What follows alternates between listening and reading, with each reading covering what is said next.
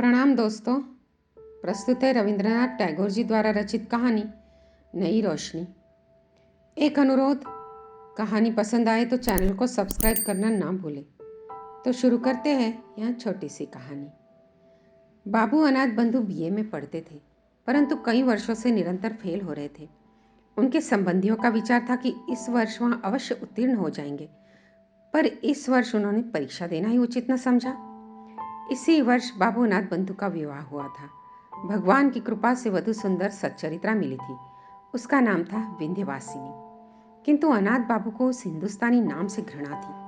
पत्नी को भी वह विशेषताओं और सुंदरताओं में अपने योग्य न समझते थे, परंतु विंध्यवासिनी के हृदय में हर्ष की सीमा न थी। दूसरे पुरुषों की अपेक्षा वह अपने पति को सर्वोत्तम समझती थी।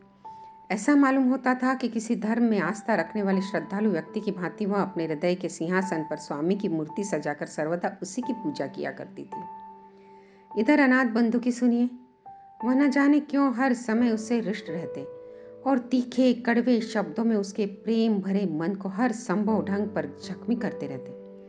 अपनी मित्र मंडली में भी वह उस बेचारी को घृणा के साथ स्मरण करते। जिन दिनों अनाथ बंधु कॉलेज में पढ़ते थे, उनका निवास ससुराल में ही था।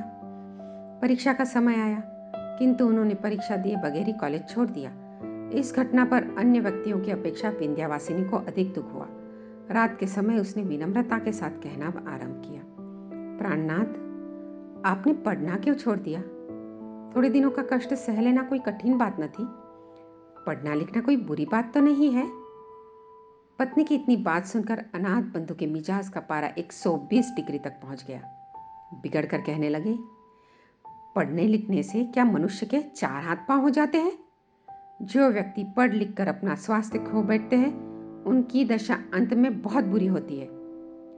पति का उत्तर सुनकर विंध्यवासिनी ने इस प्रकार स्वयं को सांत्वना दी, जो मनुष्य गधे या बैल की भांति कठिन परिश्रम करके किसी न किसी प्रकार सफल भी हो जाए, परंतु कुछ न बन सके तो फिर उसका सफल होना न होना बराबर है। इसके दूसरे दिन पड़ोस में रहने वाली कमला विंध्यवासिनी को एक समाचार सुनाने आई। उसने कहा, आज हमारे बाई बीए की परीक्षा में उत्तीर्ण हो गए।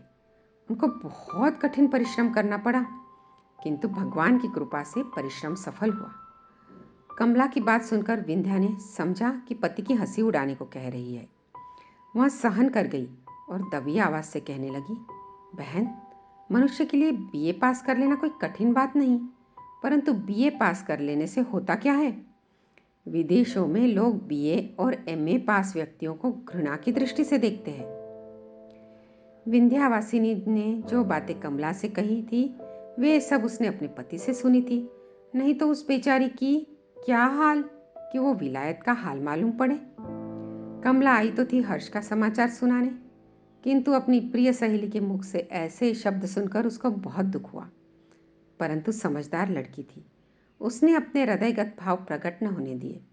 उल्टा विनम्र होकर बोली, बहन, मेरा भाई तो विलायत गया ही नहीं, और न मेरा विवाह ऐसे व्यक्ति से हुआ है जो विलायत होकर आया है, सो मुझे विलायत का हाल कैसे मालूम हो? इतना कहकर कमला अपने घर चली गई। किंतु कमला का विनम्र स्वर होते हुए भी ये बातें विंध्या को अत्यंत कटु प्रतीत हुई। वह उसका उत्तर तो क्या देती, हाँ, एकांत में बैठकर रोने लगी। इसके कुछ दिनों पश्चात एक अजीब घटना घटित हुई, जो विशेषतः वर्णन करने योग्य है। कलकत्ता से एक धनवान व्यक्ति, जो विंध्या के पिता राजकुमार के मित्र थे, अपने कुटुंब सहित आए और राजकुमार बाबू के घर अतिथि बनकर रहने लगे। चूंकि उनके साथ कई आदमी और नौकर चाकर थे, इसलिए जगह बनाने को राजकुमार बाबू ने अनाथ बंधु वाला कमरा भी उनको सौंप दिया और अनाथ बंधु के लिए एक छोटा कमरा साफ करवा दिया। यह बात अनाथ बंधु को बहुत बुरी लगी। तीव्र क्रोध की दशा में वह विंध्यवासिनी के पास गए और ससुराल की बुराई करने लगे। साथ ही साथ उस निरापराधिनी को 2-4 बातें सुनाई दी। विंध्या बहुत व्याकुल और चिंतित हुई, किंतु वह मूर्ख न थी। उसके लिए अपने पिता को दोषी ठहराना योग्य न था, किंतु पति को कह सुनकर ठंडा किया।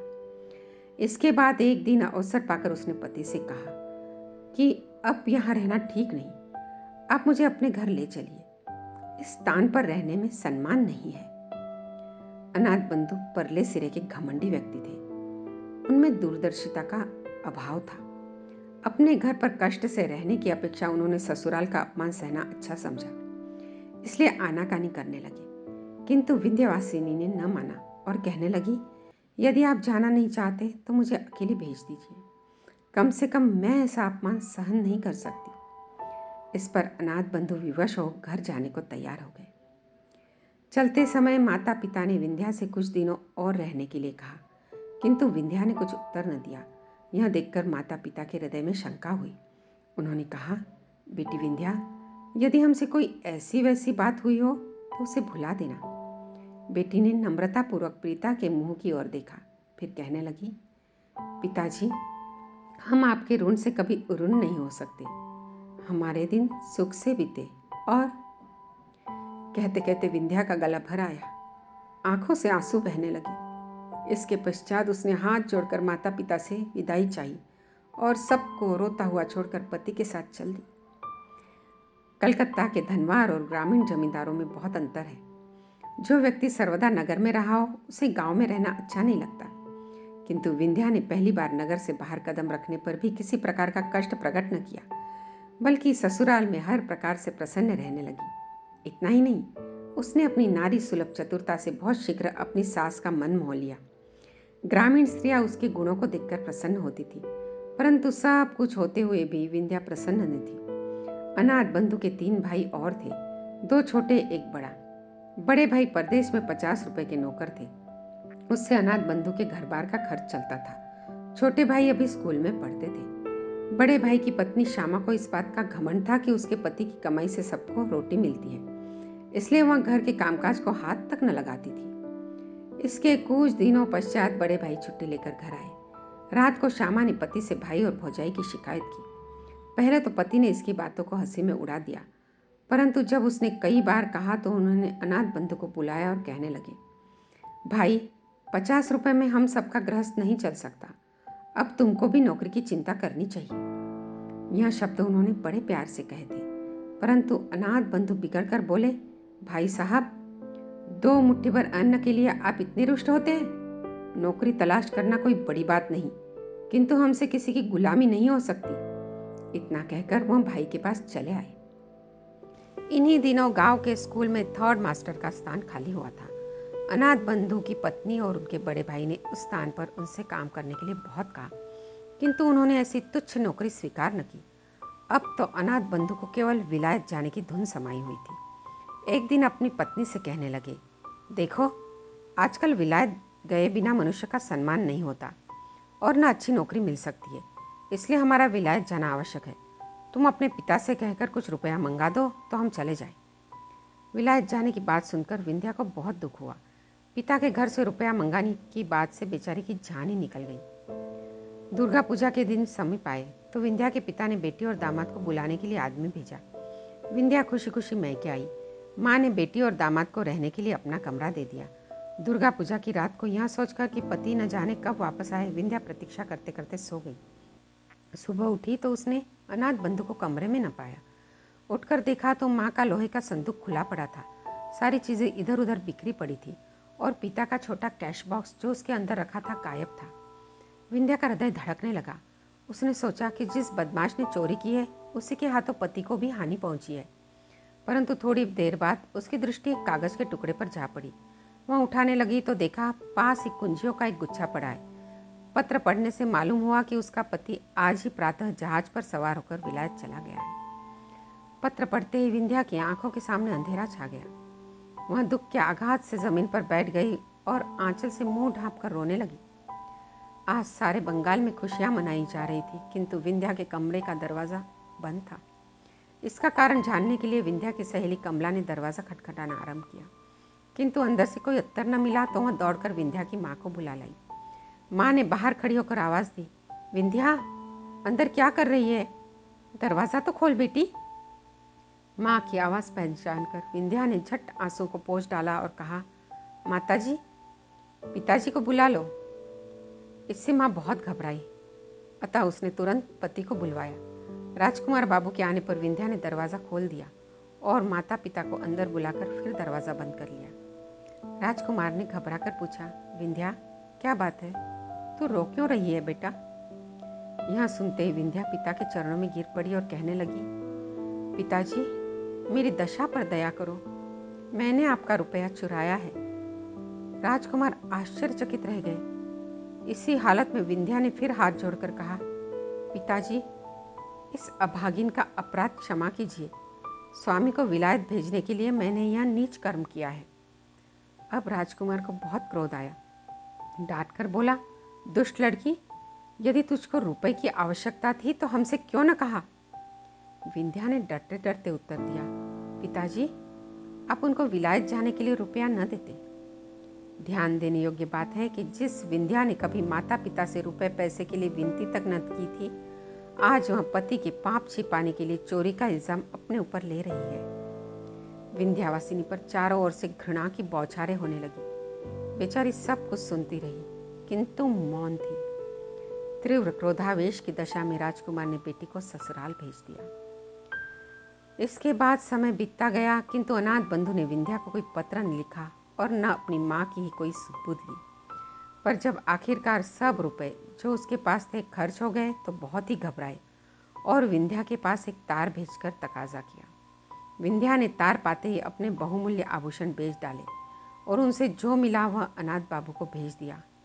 अब क्या था, जब कभी रुपयों की आवश्यकता होती वह झट विंध्या को लिख देते और विंध्या ने जिस तरह बंद पड़ता अपने रहे सहे आभूषण बेचकर उनकी आवश्यकता को पूरा करती। यहाँ तक कि बेचारी गरीब के पास कांच की 2 चूड़ियों के सिवा कुछ शेष न रहा। अब अभागी विंध्या के लिए संसार में कोई सुख शेष न रहा था। संभवतः वह किसी दुखी हालत में आत्महत्या कर लेती, किंतु वह सोचती कि मैं स्वतंत्र नहीं, अनाथ बंधु मेरे स्वामी है, इसलिए कष्ट सहते हुए भी वह जीवन के दुख उठाने पर विवश थी। अनाथ बंधु के लिए वह जीवित रहकर अपना कर्तव्य पूरा कर रही थी, किंतु अब चूंकि उसके लिए विरह का दुख सहना कठिन हो गया था, इसलिए विवश होकर उसने पति के नाम वापस आने के लिए पत्र लिखा। इसके थोड़े दिनों बाद अनाथ बंधु बैरिस्टर पास करके साहब बहादुर बने हुए वापस लौट आए, परंतु देहात में बैरिस्टर साहब का निर्वाह होना कठिन था, इसलिए पास ही के कस्बे के होटल में आश्रय लेना पड़ा। विलायत में रहकर अनाथ बंधु के रहन सहन में बहुत अंतर आ गया था। वह ग्रामीणों से घृणा करते थे। उनके खान पान और रहन सहन के तरीकों से यह भी मालूम न होता था कि वह अंग्रेज है या हिंदुस्तानी। विंध्या यह सुनकर बहुत प्रसन्न हुई कि स्वामी बैरिस्टर होकर आए हैं, किंतु माँ उसकी बिगड़ी हुई आदतों को देखकर बहुत व्याकुल हुई। अंत में उसने भी यह सोचकर दिल को समझा लिया कि आजकल का जमाना ही ऐसा है, इसमें अनाथ बंधु का क्या दोष। इसके कुछ समय पश्चात एक बहुत ही दर्द से भरी घटना घटित हुई। बाबू राजकुमार अपने कुटुंब सहित नाव पर सवार होकर कहीं जा रहे थे कि सहसा नौका जहाज से टकराकर गंगा में डूब गई। राजकुमार तो किसी प्रकार बच गए, किंतु उसकी पत्नी और पुत्र का कहीं पता न लगा। अब उसके कुटुंब में विंध्या के सिवाय कोई दूसरा शेष न रहा था। इस दुर्घटना के पश्चात एक दिन राजकुमार बाबू विकल अवस्था में अनाथ बंधु से मिलने आए। दोनों में कुछ देर तक बातचीत होती रही। अंत में राजकुमार ने कहा, जो कुछ होना था सो तो हुआ, अब प्रायश्चित करके अपनी जाति में सम्मिलित हो जाना चाहिए, क्योंकि तुम्हारे सिवाय अब दुनिया में हमारा कोई नहीं। बेटा या दामाद जो कुछ भी हो, अब बस तुम ही हो। अनाथ बंधु ने प्रायश्चित करना स्वीकार कर लिया। पंडितों से सलाह ली गई तो उन्होंने कहा, यदि इन्होंने विलायत में रहकर मांस नहीं खाया है तो इनकी शुद्धि वेद मंत्रों द्वारा की जा सकती है। यह समाचार सुनकर विंध्या हर्ष से फूली न समाई और अपना सारा दुख भूल गई। आखिर एक दिन प्रायश्चित की रस्म अदा करने के लिए निश्चय किया गया। बड़े आनंद का समय था, चहुं और वेद मंत्रों की गूंज समाई हुई थी। प्रायश्चित के पश्चात ब्राह्मणों को भोजन कराया गया और इसके परिणाम स्वरूप बाबू अनाथ बंधु नए सिरे से बिरादरी में सम्मिलित कर लिए गए। परंतु ठीक उसी समय राजकुमार बाबू ब्राह्मणों को दक्षिणा दे रहे थे। एक नौकर ने कार्ड लिए हुए घर में प्रवेश किया और राजकुमार से कहने लगा, बाबूजी, एक मेम आई है। मेम का नाम सुनते ही राजकुमार बाबू चकराए। कार्ड पढ़ा। उस पर लिखा था, मिसेज अनाथ बंधु सरकार। इससे पहले कि राजकुमार बाबू हाँ या ना में कुछ उत्तर देते, एक गोरे रंग की यूरोपियन युवती खट खट करती अंदर आ उपस्थित हुई। पंडितों ने उसको देखा तो दक्षिणा लेनी भूल गए। घबराकर जिधर जिसके सिंह समाये निकल गए। इधर मेम साहिबा ने जब अनाथ बंधु को न देखा तो बहुत विकल हुई और उनका नाम ले लेकर आवाजें देने लगी। इतने में अनाथ बंधु कमरे से बाहर निकले। उन्हें देखते ही मेम साहिबा माय डियर कहकर झट उनसे लिपट गई। यह दशा देखकर घर के पुरोहित भी अपना बोरिया बंधना संभाल कर विदा हो गए। उन्होंने पीछे मुड़कर भी न देखा। आप सुन रहे थे रविंद्रनाथ टैगोर जी द्वारा लिखित कहानी नई रोशनी। कहानी सुनने के लिए आपका धन्यवाद।